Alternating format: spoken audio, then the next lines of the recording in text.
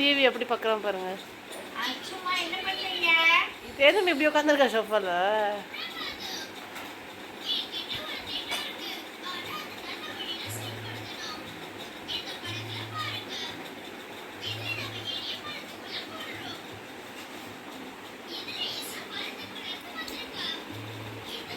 Ashwan hi சொல்லு. இங்கே பார்த்து சொல்லு. அஸ்வன் அஸ்வன் ஹாய் சொல்லு.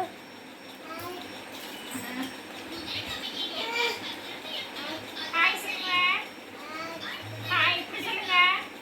ஹாய் இப்படி சொல்லுங்க. ஹாய். சாப்பிட்டியா?